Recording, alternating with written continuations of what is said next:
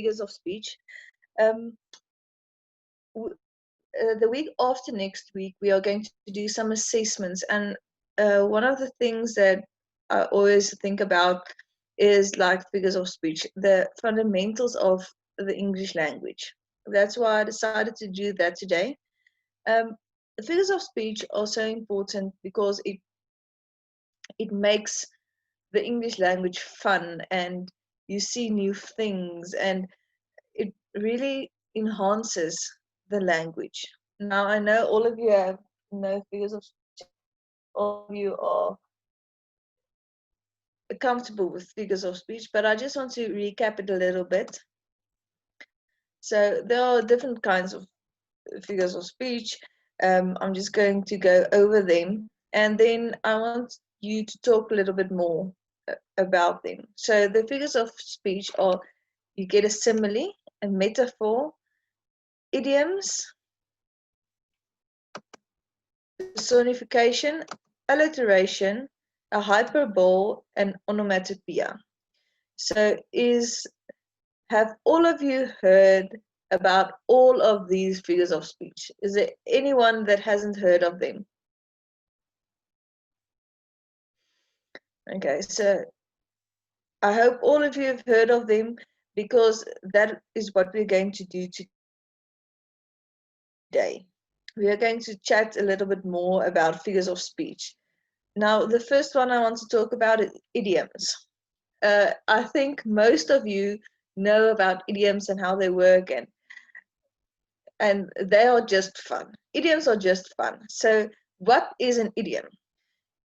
It's an expression or a phrase that may be difficult to understand because it doesn't mean the same thing that its individual words mean.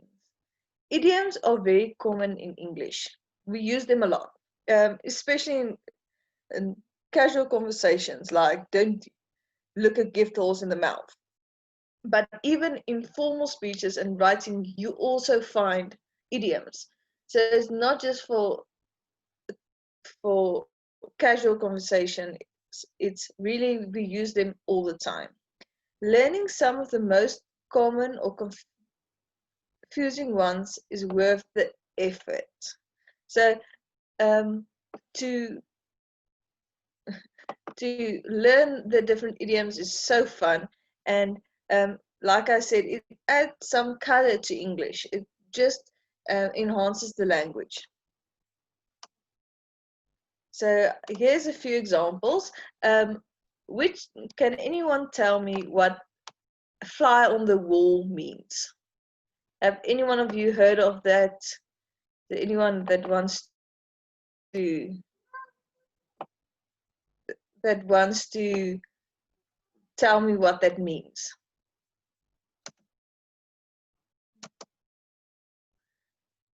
Okay. That one means to be an unnoticed observer. So if you say somebody, I want to be a fly on that wall, it means you want to sit there. Nobody must see you, but you want to see what's happening or hear what's happening. So that's what to be a fly on the wall means. Ant in your pants. That means you are restless. It means there's something that is, you can't sit still. If I tell you that boy has ants in his pants, then it doesn't mean he literally has ants in his pants. That means he can't sit still. He must keep on moving. The next one is early bird. That means somebody that gets up early. Joined at the hip. It means somebody is very close to each other. Elbow grease. Hard physical activity. Elbow grease means hard physical activity. Break a leg means good luck. If I tell you to break a leg on the field, it doesn't mean literally. I'm just wishing you good luck. Cutting corners, doing something poorly in order to save time or money. Now, the thing about idioms is that there are a lot of them, and there are some we use more than others, and some we use a little bit less. Do any one of you want to give me another example of idiom? You can put it, you can talk to me on the chat, or you can raise your hand. Is any one of you, do any one of you have an extra or a different idiom than what I have? Okay, it's like I said, it's like don't look a gift horse in the mouth, stuff like that. Money do not grow on trees. That is a good one. Just go back my first slide. Money do not grow on trees. That means that money just doesn't come easily. People work for money. It doesn't come easily. That is a good one.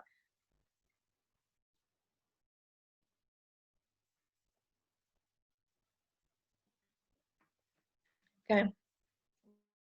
Come back to the idioms. It's fine. We're going to do it again, so we can come back to them. There's one. Bark at the wrong tree.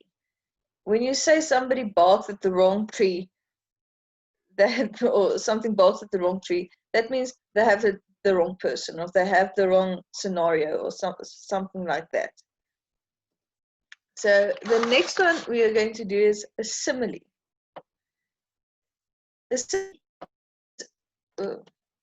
A simile is a comparison between two things that using the words like or as. If I tell you something is a simile, you always go and look at the word like or as. I feel as fat as a pig, or without my glasses I'm as blind as a bat. Right now I'm feeling as sick as a dog. So that one is also, that is how we know the difference between a metaphor and a simile. We always look at the words like or as. So if I ask you which sentence is this, if it has a like or an as in, then it's a simile. If you compare two things to one another, like I'm as sick as a dog, or I feel as fat as a pig, do any one of you have an example of a simile that you want to give me?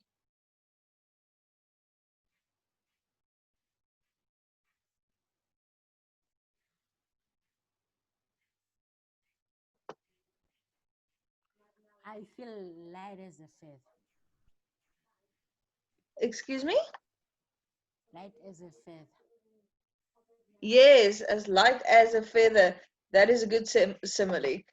That is one we we use a lot. It's as light as a feather. Okay, go to the next slide. Now, a metaphor is a direct comparison between two things. It's to compare things together, but we don't say it's something is like another thing. We just say her heart is gold. It doesn't mean her heart is literally gold, but you compare them directly. There isn't a like or an as in that sentence. So when we use a metaphor, you always go to, a metaphor is a direct comparison between two things. So if I give you a sentence like her heart is gold or as blind as a bat, the difference between the two is the simile will always have a like or an as in, and the metaphor will not. So that's how you know the difference. Like, there's a good one. He has a heart of stone. So his heart isn't literally made of stone, but it's a metaphor. So it means he is a very difficult or hard man. So that is the difference between a metaphor and a simile. So it's important to know the difference. Like I said, we're going to do assessments, and I'm going to use this. We're going to do it again next week. because it's so important. The figures of speech. Here's another one. He is a rock. He is a rock, which means he's strong or he's hard, but he's not literally a rock. So that is one that I think that is a good one, a good way to see a metaphor. And the other way you can always see between a metaphor and simile is just to put it in your head, like he is a rock. Not comparing something to one another, you get making a direct comparison. Okay, now personification. Personification is when you give a human quality to a human quality or a human characteristic to an object, an idea, or an animal. So you give a human characteristic to a thing that isn't human. Like the car danced around the icy road. Car can't dance. So that is a personification. You give that car a quality that a human has. You give him something, or you give the inanimate object a quality that a person normally has, like a car danced on the icy road. The angry clouds, like angry clouds, march through the sky. Clouds can't be angry and they can't march, but you give them a, a human characteristic. I think a very easy way to remember this is when you take the first one of personification. It's to make something a human, a person that isn't a person, to give them a person's characteristics. Here's another example.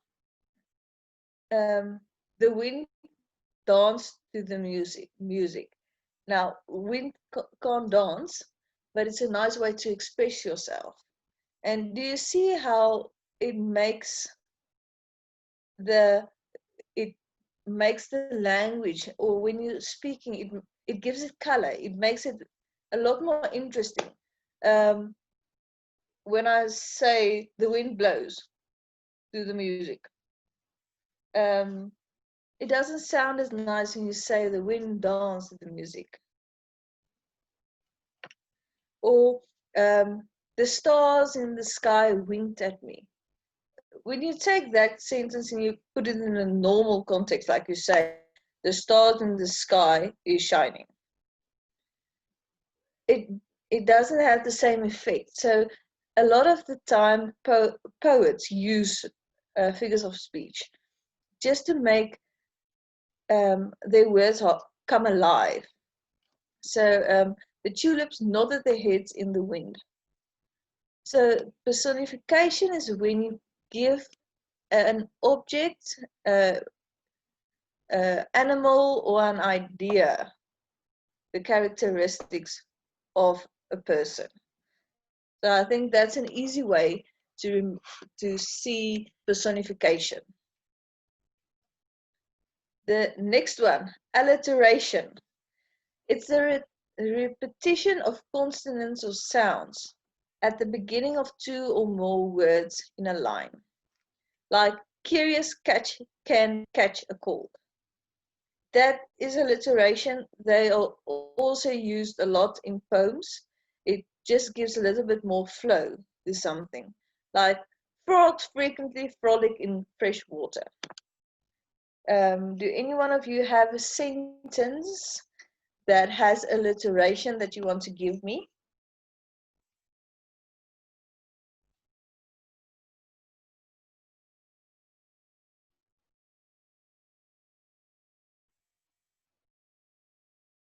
Okay. I have another example. Never neglect nearby nerds. You see what it does? It just makes it a little bit more flowing. Yeah, I have hands. They can just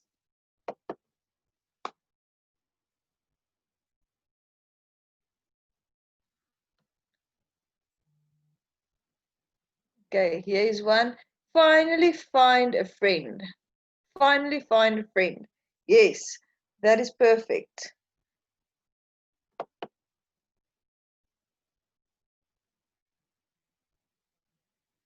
Black bug bit a black bear. that is that is also a nice one. Okay. We will wait for them. We will wait for them. Yes, Yeah. it's anytime we use a word, a letter at the beginning of a word for two or more words. That is a perfect example of alliteration. I think sometimes we think an alliteration must be like the entire sentence, like curious catch can catch a cold. But will we wait is also alliteration. So just because it's not a lot of words, it doesn't mean it's not an alliteration. Anything, anytime it has two or more words, it is an alliteration. Washi Washu was the king of Washington. Yes, that is also correct. Thank you. Just find the next one. Okay. Hello. Hello, ma'am. Yes. Perfect. Okay. Pitiful Puffy pouted pathetically. Yes, that's also nice. Thank you. Thank you, ma'am. Thank you. Hello, ma'am. Hello. How are you, ma'am? I'm fine, thanks. And you? I'm good. My alliteration is we don't know what happened to the peck of pickled peppers that Peter Pepper picked. Yes, that is a cute one. Thank you. Peck of pickled peppers that Peter Pepper picked. That is nice. Thank you so much. You're welcome, ma'am. Now, I want you to see this. I want you to see that this makes it so interesting. It makes it so fun. Anytime you use this, and um, you don't need to use it, but when you use it to write something, it just gives it more life.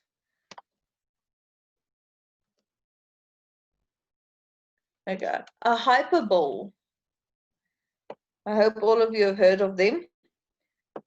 It's a figure of speech that uses exaggeration to express strong emotion, to make a point, or to evoke humor.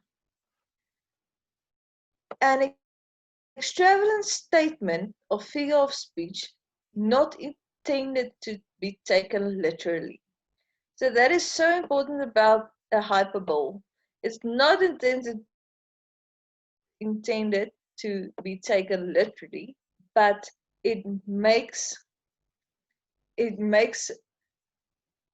a point, or it expresses the strong emotion, or it invokes humor. So I see here is an example like, I'm so hungry I could eat a horse. I mean, no one can eat a horse, but when you think about someone eating a horse, it's funny and you're making your points. To say you're so hungry you can eat a lot. Or here's another one. She cried a river of tears. That is also a hyperbole because it expresses the strong emotion. They didn't literally cry a row of tears because it's not possible, but it tells you this strong emotion that she felt and something she did. It makes a point. So hyperbole is also very interesting, and it makes the English language interesting. I have here a few examples of my own. My shoes are killing me. Your shoes can't kill you, but it feels like your feet is dying. Or it's raining cats and dogs. It doesn't. It can't rain cats and dogs, but it's raining a lot. So that is another way.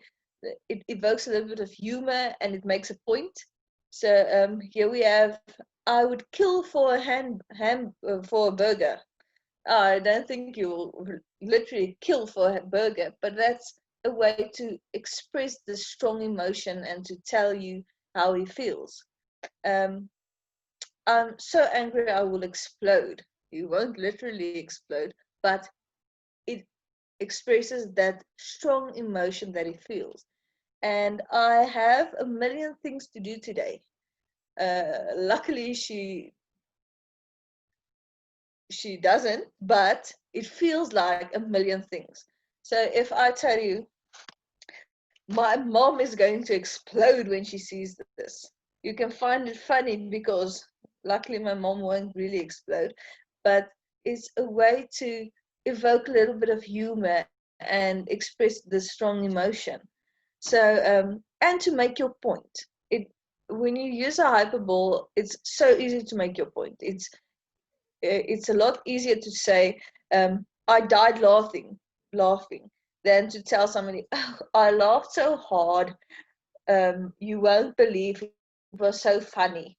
But when I tell you I died laughing, you already know it was hilarious. So it's an easy way and a quick way to express emotion or make a point or evoke humor. The next one is onomatopoeia. The formation and use of words that suggest the sound, the object or idea being named. Now, this one is an interesting one because it is also something to express something you hear without really saying it, like the owl hooted in the tree. Now that hooted is you can hear the sound the owl made when you say that sentence, or the corn went pop in the microwave, or the corn horn beeped loudly. So when you use this, you can almost hear the sound that the thing you use or the thing you describe made, like the bees buzz in the trees. So that's something you can almost hear in your when you say the sentence. That is onomatopoeia. Do any one of you have an example of that?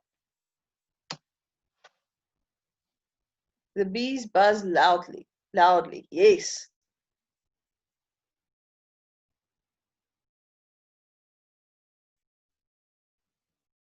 Anyone else? My mom screamed at me. No, you're just saying something. I think if you say my mom hollered at me, then you will get that feeling of what she did. Okay. Okay, we are going to do this exercise. I'm just going to go and begin at the beginning again before we do the exercise. Just go. I'm going to begin at the beginning. I'm going to begin at the idioms again. And I really want you to ask me questions, even if you want to ask me personally, because this is important. These figures of speech you're going to do till the day you, in school you're going to do it till the day you graduate matric, and in life you're going to use it every day of your life. So please ask me questions. It doesn't need to be, I don't need to hear them. You can put it on the chat for me. Here's another example of onomatopoeia. The water went splash. Okay, so idioms, like I said, it is something, it's an expression or a phrase that may be difficult to understand because it doesn't mean the same thing that its individual words mean. I'm going to give you a list of idioms. I will do that next week. Like a fly on the wall, that means to be unnoticed observer. Ants in your pants, restless. Okay, is there any questions regarding idioms that you want to know?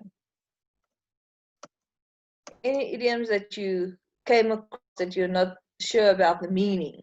Anything regarding idioms that I can help you with? Okay. If everyone is fine with the idioms, it's fine. I'm going to continue. Simile. A simile is a comparison between two things, which you use the words like on as or as. Any questions about a simile, or if you're even just wondering about something about a simile? Okay. Then a metaphor. Any metaphors that you're struggling with, anything you want to know about a metaphor? Okay. Personification. Anything there? Okay. Any questions about personification? Like I said, it's when you give a human characteristic to something that isn't human. You can even, personification is even when you give a dog or a cow a characteristic of a human. Like when you say, oh, that dog is laughing, or that dog is dancing. It's not something a dog can do, but that is also personification. That's why I said every time you look at the word personification, you can almost imagine yourself when you say person. Then you can say, okay, it's something that a person does, but another thing doesn't do. So anything a person does, anything else doesn't do. My dog also dances, but it just looks like that. It's not really dancing. So that's why I did that personification. So alliteration, that one I think is easy. But remember when I told you that beginning of two or more words, it doesn't need to be an entire sentence. It doesn't need to be 5 words. It can be Willy Wonka is wet with anticipation about going to school. So anything like that. It can be 2 or more words. It doesn't need to be a word. It can just be 2 or more words. Remember that when we talk about alliteration. Okay. Hyperbole, that one is also, this one is one of my favorites because it exaggerates something. Any questions about a hyperbole?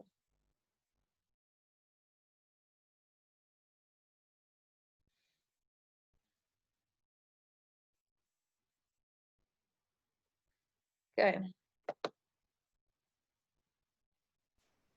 Hello, ma'am. Hello. I wanted to ask you, do you call it a hyperbole or a hyperbole?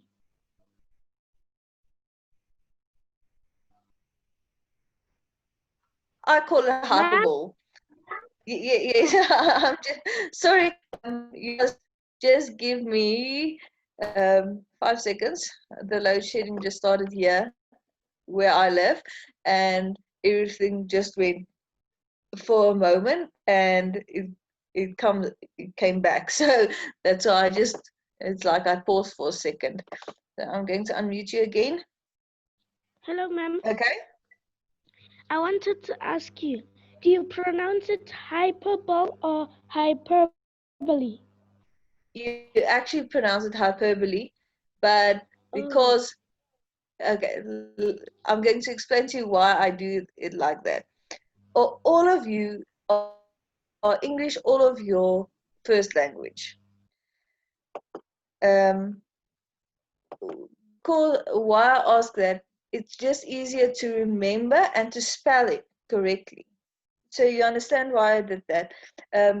It's hyperbole But if I tell you it's a hyperbole, how would you spell it? It's not going to be like that. Okay, so that's the only the only reason I did that. I'm sorry if I confused you. Okay, now onomatopoeia. Any questions about that?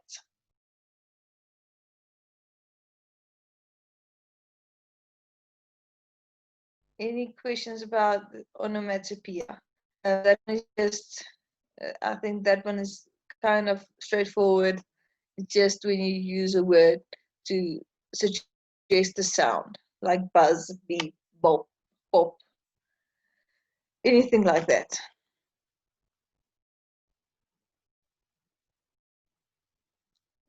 Okay.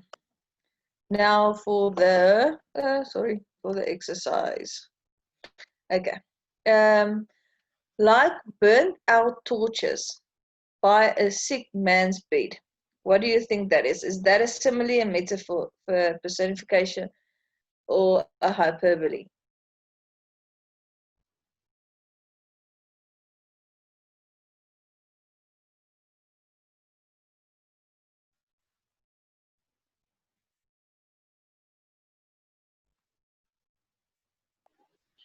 So, ma'am, it looks like it actually is a simile because it has the word like. Yes, that's correct. Thank you. Thank you, ma'am. Thank you. So the first one is a simile because it has the word like. Now the next one, drip his, falls the raindrops on the oaken log which burns and steams and smokes the ceiling beams. Drip his, the rain never stops. What do you think? Simile, metaphor, personification, or hyperbole?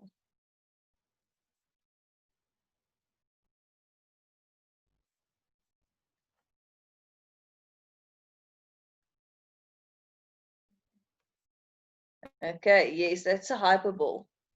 Hyperbole. When the stars threw down their spears and watered heavens with their tears, which one do you think that is? The third one, is it a simile, a metaphor, personification, or a hyperbole? Thank you, ma'am. It is a personification Yes, it's a personification. Why is it a personification? because it has rhyming words. Okay. Stars, That one is, spears. Ma'am? I'm going, yes. Okay.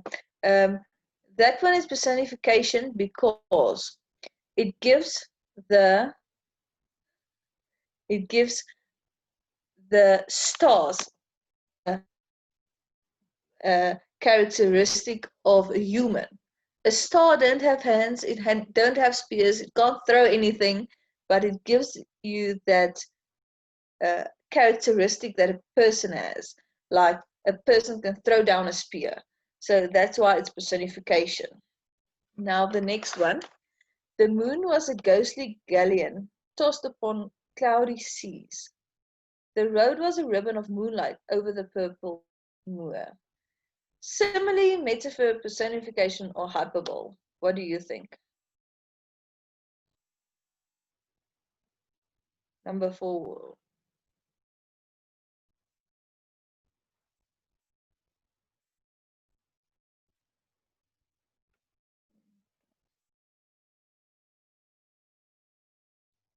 Am I think it's a metaphor? Yes, it's a metaphor. It's a metaphor because you compare something to a different thing. You directly compared. It doesn't say the moon was like a ghostly galleon. It says the moon was a ghostly galleon. It says the moon was something that it isn't. So, or the road was a ribbon. The road isn't a ribbon. It isn't like a ribbon, but it's a direct metaphor. It's a direct comparison. That is why it's a metaphor. Now, number 5. I do not care to talk to you, although your speech invokes 1,000 sympathies. What do you think that one is? That one is a little bit tricky, so what do you think that one is? I do not care to talk to you, although your speech evokes 1,000 sympathies.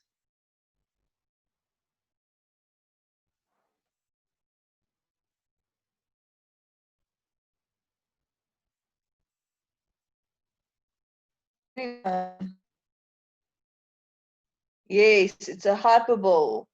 It exaggerated statements. It's something that was exaggerated. It doesn't really evoke 1,000 sympathies, except if you actually have 1,000 people. So that's why it's a hyperbole. It is something that evokes this emotion. Okay, and it exaggerates something.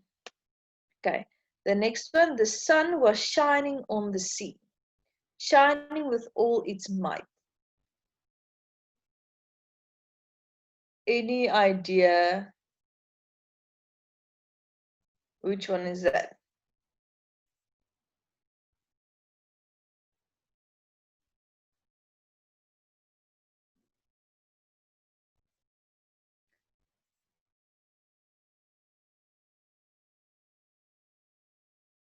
Yes, that one is also a personification.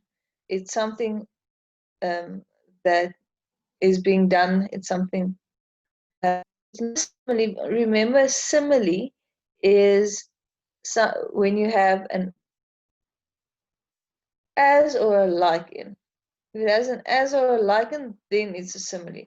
Otherwise, it's not a simile. Okay, so just remember that that is the easiest way to remember if it's a simile or okay, so the next one, the leaves are little yellow fish swimming in the river. Is that a simile, a metaphor, personification, or a hyperbole? Any idea?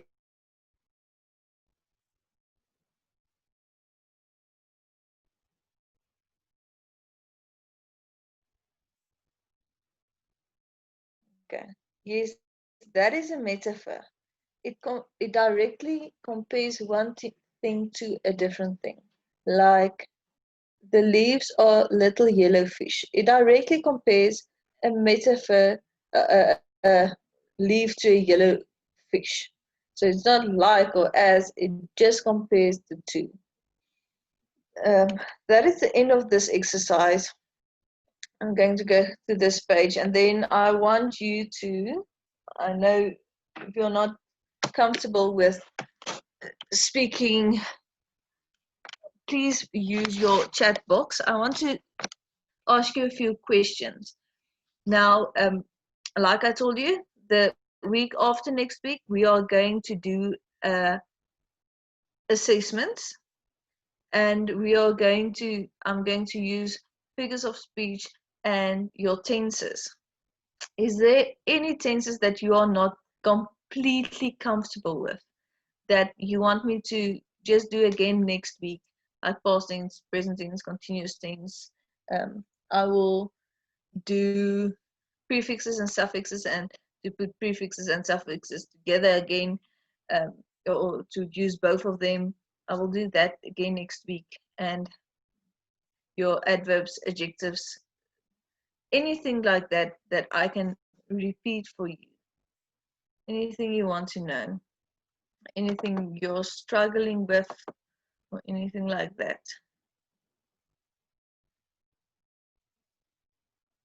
Okay, nothing. Okay.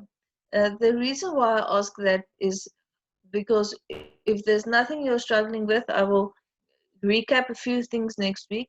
But otherwise, we are going to do a little bit of poems. We are going to do poems, and we are going to work on different poems and how we analyze poems and stuff like that. Now, do any of you have a poem that you really love?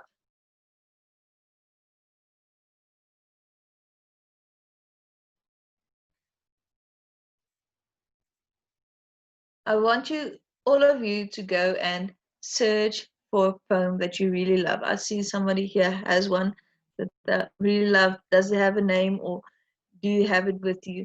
I want you to go and search for a poem that you really love. So when we begin, we'll begin the poems on Wednesday. I will begin the poems on Wednesday. So that gives you a little bit of time to go and search for something you really like. Then we are going to work on the poems, and we are going to write our own poems. I want you are more than welcome to make your own poem. Remember, I want you to use rhyming words.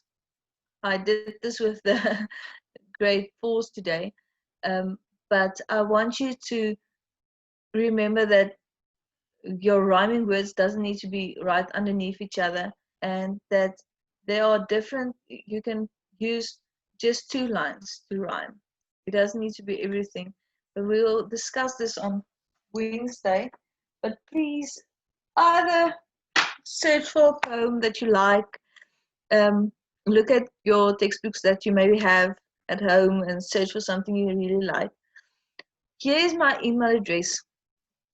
If there's anything that you did from the beginning of the year that you aren't completely comfortable with, I have extra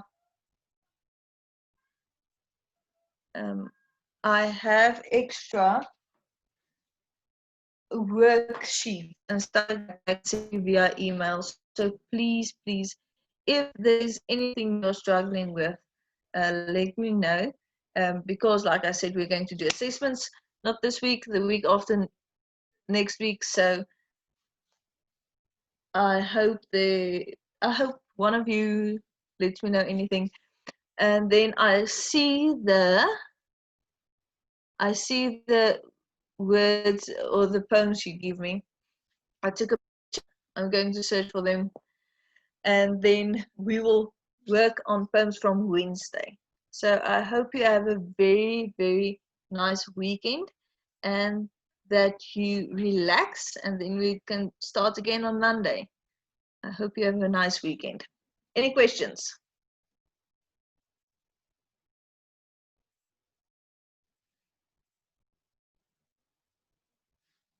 Okay, nothing. Then thank you for your time today, and thank you for participating. I will do this more often using the chat box also. So I just saw it yesterday for the first time. So I will see you again on Monday.